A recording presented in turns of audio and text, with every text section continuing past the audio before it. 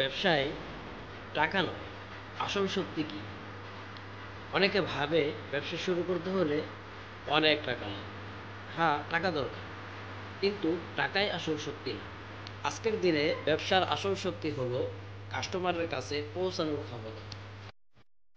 তুমি যতই ভালো প্রোডাক্ট বানাও, যতই ভালো সার্ভিস দাও না কেন, যদি মানুষ না জানে, তবে সেই ব্যবসার কোনো মূল্যই থাকবে না।